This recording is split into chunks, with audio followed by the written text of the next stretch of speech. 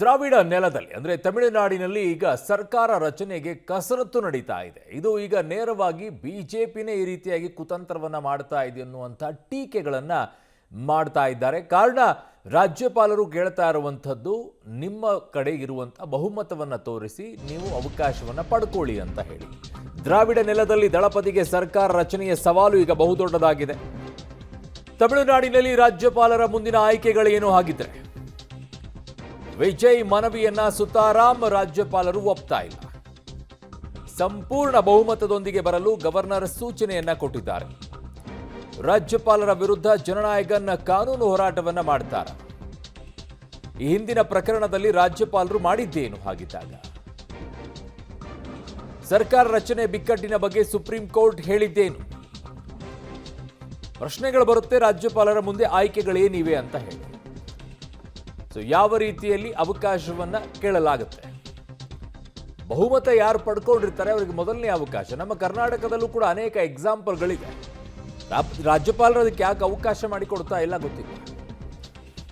ಈಗ ಸದ್ಯಕ್ಕೆ ರಾಜ್ಯಪಾಲರಲ್ಲಿ ಒಪ್ಕೊಳ್ತಾ ಇಲ್ಲ, ಪೂರ್ಣ ಬಹುಮತದೊಂದಿಗೆ ಬನ್ನಿ ಅಂತ ಹೇಳ್ತಾ ಇದ್ದಾರೆ. ಬಟ್ ನಿಯಮಗಳ ಪ್ರಕಾರ ಹೇಗೆ ಅಂತಂದ್ರೆ, ಯಾರು ಹೆಚ್ಚಿನ ರೀತಿಯಾದಂತಹ ಬಹುಮತವನ್ನು ಪಡ್ಕೊಳ್ತಾರೆ ಅವರಿಗೆ ಅವಕಾಶವನ್ನ ಮಾಡಿಕೊಡಲಾಗುತ್ತೆ. ಅತಂತ್ರ ಬಂದಾಗ ಏನಾಗುತ್ತೆ ಪರಿಸ್ಥಿತಿ ಅಂತಂದ್ರೆ, ಅತಿ ಹೆಚ್ಚು ಸ್ಥಾನಗಳನ್ನು ಯಾರು ಪಡ್ಕೊಂಡಿರ್ತಾರೆ ಅವರಿಗೆ ಮೊದಲ ಆದ್ಯತೆಯನ್ನ ಕೊಡ್ತಾರೆ. ಅವ್ರು ಯಾರ ಜೊತೆಗೆ ಸೇರಿಕೊಂಡು ಸರ್ಕಾರ ರಚನೆ ಮಾಡ್ತಾರೆ, ಇಟ್ಸ್ ನನ್ ಆಫ್ ಬಿಸ್ನೆಸ್. ಅದಾದ್ಮೇಲೆ ಅವ್ರು ಹೇಳ್ಬೋದು, ಪ್ರಮಾಣ ವಚನವನ್ನು ಸ್ವೀಕಾರ ಮಾಡುವಂಥ ಪರಿಸ್ಥಿತಿ ಬರುತ್ತೆ. ಆವಾಗ ಅವರು ಬಹುಮತವನ್ನು ಸಾಬೀತುಪಡಿಸ್ಬೇಕಾಗತ್ತೆ. ಅವಾಗ ಅವಕಾಶ ಇರುತ್ತೆ. ಐ ಡೋಂಟ್ ನೋ ಯಾಕಿಲ್ಲಿ ರಾಜ್ಯಪಾಲರು ಈ ರೀತಿಯಾಗಿ ನಡ್ಕೊಳ್ತಾ ಇದ್ದಾರೆ ಅಂತ ಹೇಳಿ. ಕರ್ನಾಟಕದಲ್ಲೂ ಕೂಡ ಯಡಿಯೂರಪ್ಪನವರು ಹೋಗಿ ಕ್ಲೇಮ್ ಮಾಡಿ ಬಂದಂಥ ಸಂದರ್ಭದಲ್ಲಿ 3 ದಿನಕ್ಕೆ ಮಾತ್ರ ಅವರು ಮುಖ್ಯಮಂತ್ರಿಗಳಾಗಿದ್ದರು. ಸೊ ಹಾಗಿದ್ದಾಗ ಏನು ಮುಂದಿನ ಆಯ್ಕೆಗಳೇನು?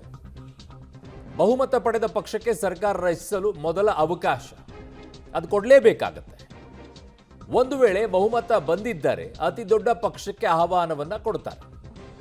ಅಲ್ಲಿ ಬರದೇ ಇದ್ರೆ, ಈಗ ಪೂರ್ಣವಾಗಿ ಬಂದಿಲ್ಲಪ್ಪ, ಬಹುಮತ ಸಾಬೀತುಪಡಿಸಕ್ಕಾಗಿಲ್ಲ, ಹಾಗಾಗಿ ಅತಿ ಹೆಚ್ಚು ಯಾರು ಪಕ್ಷವನ್ನು ಸ್ಥಾನಗಳನ್ನು ಪಡ್ಕೊಂಡಿದ್ರೆ ಆ ಪಕ್ಷಕ್ಕೆ ಅವಕಾಶ ಮಾಡಿಕೊಡ್ತಾರೆ. ಬಹುಮತ ಸಾಬೀತುಪಡಿಸುವವರ ಬಗ್ಗೆ ರಾಜ್ಯಪಾಲರು ನಿರ್ಧಾರವನ್ನು ಮಾಡ್ತಾರೆ. ತೋರಿಸ್ಬೇಕಾಗತ್ತೆ, ನನ್ನ ಸರ್ಕಾರ ಪೂರ್ಣ ಬಹುಮತದೊಂದಿದೆ ಅನ್ನೋದನ್ನ ತೋರಿಸ್ಬೇಕಾಗತ್ತೆ. ರಾಜ್ಯಪಾಲರ ವಿವೇಚನೆಯ ಮೇಲೆ ಅತಿ ದೊಡ್ಡ ಪಕ್ಷಕ್ಕೆ ಆಹ್ವಾನವನ್ನು ನೀಡಬಹುದು. ರಾಜಭವನವಲ್ಲ, ವಿಧಾನಸಭೆಯಲ್ಲಿ ಬಹುಮತ ಪರೀಕ್ಷೆ ಆಗಬೇಕಾಗತ್ತೆ. Exactly the point. ಇಲ್ಲಿ ಕರ್ನಾಟಕದಲ್ಲೂ ಕೂಡ ಯಡಿಯೂರಪ್ಪನವರು ಹೋಗಿ ರಾಜಭವನದಲ್ಲಿ ಹೋಗಿ, ಈಗ ಲೋಕಭವನ ಅಲ್ಲಿ ಹೋಗಿ ಕೇಳ್ಕೊಂಡು ಬಂದು ಮುಖ್ಯಮಂತ್ರಿಯಾಗಿ ಪ್ರಮಾಣ ವಚನ ತಗೊಳ್ತಾರೆ. ಬಟ್ ಅವ್ರಿಗೆ ಬಹುಮತ ಸಾಬೀತುಪಡಿಸೋಕ್ಕಾಗೋದಿಲ್ಲ. ತದನಂತರ ರಾಜೀನಾಮೆ ಕೊಟ್ಟು ಹೋಗಬೇಕಾಗತ್ತೆ ಅವರು. SR ಬೊಮ್ಮಾಯಿ ಪ್ರಕರಣದಲ್ಲಿ ಈ ಬಗ್ಗೆ ಸುಪ್ರೀಂ ಕೋರ್ಟ್ ಹೇಳಿತ್ತು, ರಾಜ್ಯಪಾಲರು ಊಹೆಗಳ ಆಧಾರದಲ್ಲಿ ಸರ್ಕಾರ ರಚನೆ ತಡಿಬಾರದು ಅನ್ನೋದು ಕರೆಕ್ಟ್. ಅದು ರಾಮೇಶ್ವರ್ ಪ್ರಸಾದ್ ಪ್ರಕರಣದಲ್ಲೂ ಕೂಡ ಈ ಕುರಿತು ಸುಪ್ರೀಂ ಕೋರ್ಟ್ ಉಲ್ಲೇಖವನ್ನ ಮಾಡಿದೆ. ಸಂಖ್ಯಾಬಲದ ಅನುಮಾನವಿದ್ರೆ ತ್ವರಿತ ಫ್ಲೋರ್ ಟೆಸ್ಟ್ ಅನ್ನು ನಡೆಸೋದು ಅಗತ್ಯ.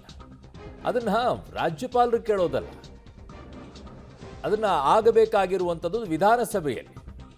ಬಹುಮತ ಸಾಬೀತುಪಡಿಸಕ್ಕಾಗತ್ತಾ ಆಗಲ್ವಾ ಅಂತೇಳಿ. ಆಗದೇ ಇದ್ರೆ ಸರ್ಕಾರ ಬಿದ್ದು ಹೋಗುತ್ತೆ. ಆಗ ರಾಜ್ಯಪಾಲರೇ ಬರ್ತಾರೆ, ಆಮೇಲೆ ರಾಷ್ಟ್ರಪತಿ ಆಡಳಿತ ಬರುತ್ತೆ. ಆಗದೇ ಇದ್ರೆ 6 ತಿಂಗಳ ಅವಕಾಶ ಇರುತ್ತೆ. ಶಿವರಾಜ್ ಸಿಂಗ್ ಚೌಹಾಣ್ ಸ್ಪೀಕರ್ ಜಟಾಪಟಿ ಕೇಸ್ನಲ್ಲಿ ಸುಪ್ರೀಂ ಕೋರ್ಟ್ ಸ್ಪಷ್ಟನೆಯನ್ನ ಕೊಟ್ಟಿದೆ. ಕರ್ನಾಟಕದಲ್ಲೇ ಇದೆಯಲ್ರಿ ಬೆಸ್ಟ್ ಎಕ್ಸಾಂಪಲ್, ಯಡಿಯೂರಪ್ಪನವರದ್ದೇ ಇದೆಯಲ್ಲ, ಅದಕ್ಕಿಂತಲೂ ಇನ್ಯಾವ ಎಕ್ಸಾಂಪಲ್ ಬೇಕು? ನಾನು ಬಹುಮತ ಸಾಬೀತುಪಡಿಸ್ತೀನಿ ಅಂತ ಹೋದಂಥ ಸಂದರ್ಭದಲ್ಲಿ ಅವ್ರಿಗೆ ಬಹುಮತ ಸಾಬೀತುಪಡಿಸೋಕ್ಕಾಗಲಿಲ್ಲ ಅವರಿಗೆ. 104 ಸ್ಥಾನಗಳನ್ನು ಪಡೆದಂಥ ಸಂದರ್ಭದಲ್ಲಿ ಬಹುಮತ ಸಾಬೀತುಪಡಿಸ್ತೀನಿ ಅಂತ ಹೇಳಿ ಮುಖ್ಯಮಂತ್ರಿಯಾಗಿ ಪದಗ್ರಹಣವನ್ನು ಪಡ್ಕೊಳ್ತಾರೆ. ತದನಂತರ ವಿಧಾನಸಭೆ ಸದನದಲ್ಲಿ ಹೋಗಿ ನಿಂತ್ಕೊಂಡು ಬಹುಮತ ಸಾಬೀತುಪಡಿಸೋಕ್ಕಾಗದೇ ಇದ್ದಂಥ ಸಂದರ್ಭದಲ್ಲಿ ಹೋಗ್ಬಿಟ್ಟು ರಾಜೀನಾಮೆ ಕೊಡುವಂಥ ಪರಿಸ್ಥಿತಿ ಬರುತ್ತೆ. ನನ್ನ ಸಹೋದ್ಯೋಗಿ ದೆಹಲಿಯ ಪ್ರತಿನಿಧಿ ಶಬೀರ್ ನನ್ನ ಸಂಪರ್ಕಕ್ಕೆ ಸಿಗ್ತಾ ಇದ್ದಾರೆ. ಶಬೀರ್, ಈಗ ಈ ವಿಚಾರದಲ್ಲಿ ದೆಹಲಿಯಿಂದ ನೀವು ನೋಡ್ತಾ ಇರುವಂಥದ್ದು ಅನೇಕ ರಾಜ್ಯಗಳನ್ನು ನೋಡಿರ್ತೀರಾ. ಅನೇಕ ರಾಜ್ಯಗಳಲ್ಲಿ ಇಂಥ ಅನೇಕ ಎಕ್ಸಾಂಪಲ್ಗಳಿದೆ. ಬಟ್ ರಾಜ್ಯಪಾಲರು ಇದಕ್ಕೆ ಯಾಕೆ ತಡೆ ಓಡ್ತಾ ಇದ್ದಾರೋ ಗೊತ್ತಿಲ್ಲ. ರಾಜ್ಯಪಾಲರ ಮುಂದೆ ನಾವು ಬಹುಮತ ಸಾಬೀತುಪಡಿಸಬೇಕಾದಂಥ ನಿಯಮಗಳಿಲ್ಲ. ಸಾಬೀತುಪಡಿಸಬೇಕಾಗಿರುವಂಥದ್ದು ಸದನದ ಒಳಗಡೆಗೆ ನನಗೆ ಪೂರ್ಣವಾಗಿ ಬಹುಮತ ಇದೆಯೋ ಇಲ್ವೋ ಅನ್ನುವಂಥದ್ದು. ಬೆಸ್ಟ್ ಎಕ್ಸಾಂಪಲ್ ಕರ್ನಾಟಕದಲ್ಲಿ ಯಡಿಯೂರಪ್ಪನವರದ್ದೇ ಇದೆ. ಅದಕ್ಕಿಂತಲೂ ದೊಡ್ಡ ಎಕ್ಸಾಂಪಲ್ ಬೇಕಾಗಿಲ್ಲ ಅಂತ ಕಾಣಿಸುತ್ತೆ ರೀಸೆಂಟ್ ಆಗಿ. ಅರುಣ್ ನೋಡಿ, ಈ ಕರ್ನಾಟಕದ ವಿಚಾರ ಆಗಿರ್ಬೋದು ಅಥವಾ ಇತರೆ ಯಾವುದೇ ಪ್ರಕರಣಗಳನ್ನ ಏನು ನೋಡ್ತಾ ಇದ್ದೀವಿ, ಈ ಎಲ್ಲ ಪ್ರಕರಣಗಳಿಗೆ ಮೂಲ ಆದೇಶ ಅಂದರೆ ಅದು SR ಬೊಮ್ಮಾಯಿ ಅವರ ಕೇಸು. SR ಬೊಮ್ಮಾಯಿ ಅವರ ಕೇಸ್ನಲ್ಲಿ ಸಾಂವಿಧಾನಿಕ ಪೀಠ, ಸುಪ್ರೀಂ ಕೋರ್ಟ್ನ ಸಾಂವಿಧಾನಿಕ ಪೀಠವೇ ಇಂಥದ್ದೊಂದು ಆದೇಶವನ್ನು ಕೊಟ್ಟಿರುವಂಥದ್ದು. ಫ್ಲೋರ್ ಟೆಸ್ಟ್ ಅನ್ನುವಂಥದ್ದು ಅಥವಾ ಬಹುಮತವನ್ನು ಸಾಬೀತುಪಡಿಸುವಂಥದ್ದು ರಾಜ್ಯಪಾಲರ ಕಚೇರಿಯಲ್ಲ, ವಿಧಾನಸಭೆಯಲ್ಲಿ ಅನ್ನುವಂಥದ್ದನ್ನು ಸುಪ್ರೀಂ ಕೋರ್ಟ್ ಸ್ಪಷ್ಟವಾಗಿ ಹೇಳುತ್ತೆ. ರಾಜ್ಯಪಾಲರು ಅನುಮಾನಗಳನ್ನು ವ್ಯಕ್ತಪಡಿಸುವಂಥದ್ದು ಅಥವಾ ಬಹುಮತ ಇದೆಯಾ ಇಲ್ವಾ ಅನ್ನುವಂತಹ ಶಂಕೆಯನ್ನು ವ್ಯಕ್ತಪಡಿಸುವಂಥದ್ದು ರಾಜ್ಯಪಾಲರು ನಿರ್ಧಾರ ಮಾಡುವಂಥದ್ದಲ್ಲ. ಯಾವುದೇ ಒಂದು ಪಕ್ಷಕ್ಕೆ ಬಹುಮತ ಇದೆಯಾ ಇಲ್ವಾ ಅನ್ನುವಂಥದ್ದು ವಿಧಾನಸಭೆಯಲ್ಲಿ ನಿರ್ಧಾರ ಆಗಬೇಕು ಅನ್ನುವಂಥದ್ದನ್ನು ಸ್ಪಷ್ಟ ನಿಯಮಗಳು ಹೇಳುತ್ತೆ. ಮತ್ತೆ ಯಾವುದೇ ರಾಜಕೀಯ ಪಕ್ಷಗಳಿಗೆ ಬಹುಮತ ಬರದೇ ಇದ್ದಂಥ ಸಂದರ್ಭದಲ್ಲಿ ಸಿಂಗಲ್ ಲಾರ್ಜೆಸ್ಟ್ ಪಾರ್ಟಿ ಅಂದರೆ ಅತಿ ಹೆಚ್ಚು ಸ್ಥಾನಗಳನ್ನು ಹೊಂದಿರುವಂತಹ ರಾಜಕೀಯ ಪಕ್ಷಕ್ಕೆ ಮೊದಲ ಆದ್ಯತೆಯನ್ನು ಕೊಡಬೇಕು. ಅವರಿಗೆ ಸರ್ಕಾರ ರಚನೆಗೆ ಆಹ್ವಾನವನ್ನು ಕೊಡಬೇಕು. ಅವರು ಸರ್ಕಾರ ರಚನೆ ಮಾಡಲಿಕ್ಕೆ ಸಾಧ್ಯ ಆಗದಿದ್ದರೆ ಎರಡನೇ ಅತಿ ದೊಡ್ಡ ರಾಜಕೀಯ ಪಕ್ಷ ಯಾವುದಿರುತ್ತೆ ಅವರಿಗೆ ಆಹ್ವಾನವನ್ನು ಕೊಟ್ಟು ಸರ್ಕಾರ ರಚನೆಗೆ ಸೂಚನೆಯನ್ನು ಕೊಡಬೇಕು. ಒಂದ್ ವೇಳೆ ಇವರು ಯಾರು ಕೂಡ ಸರ್ಕಾರ ರಚನೆ ಮಾಡಲಿಕ್ಕೆ ಸಾಧ್ಯ ಆಗದೇ ಇದ್ದಂಥ ಸಂದರ್ಭದಲ್ಲಿ ಅಥವಾ ಬಹುಮತವನ್ನು ಸಾಬೀತುಪಡಿಸಲಿಕ್ಕೆ ಸಾಧ್ಯ ಆಗದೇ ಇದ್ದಂಥ ಸಂದರ್ಭದಲ್ಲಿ ಮಾತ್ರ ರಾಷ್ಟ್ರಪತಿ ಆಳ್ವಿಕೆಗೆ ಶಿಫಾರಸು ಮಾಡುವಂಥ ಅಧಿಕಾರವನ್ನ ಸಂವಿಧಾನದಲ್ಲಿ ಕೊಟ್ಟಿರುವಂಥದ್ದು. ಆದರೆ ಚೆನ್ನೈನ ಪ್ರಕರಣದಲ್ಲಿ ಏನಾಗ್ತಿದೆ ಅನ್ನುವಂಥ ಅಥವಾ ತಮಿಳುನಾಡಿನ ಪ್ರಕರಣದಲ್ಲಿ ಏನಾಗ್ತಿದೆ ಅನ್ನುವಂಥದ್ದನ್ನು ನಾವು ಗಮನಿಸಬೇಕು. ಇಲ್ಲಿ ಅತಿ ದೊಡ್ಡ ಪಕ್ಷವಾಗಿರುವಂಥ TVKಗೆ ಸರ್ಕಾರ ರಚನೆಗೆ ಹಕ್ಕು ಮಂಡಿಸಲಿಕ್ಕೆ ಅವಕಾಶವನ್ನ ಮಾಡಿಕೊಡ್ತಾ ಇಲ್ಲ ಅಥವಾ ಪ್ರಮಾಣ ವಚನ ಕಾರ್ಯಕ್ರಮವನ್ನ ಮಾಡಲಿಕ್ಕೆ ಅವಕಾಶವನ್ನ ಮಾಡಿಕೊಡ್ತಾ ಇಲ್ಲ.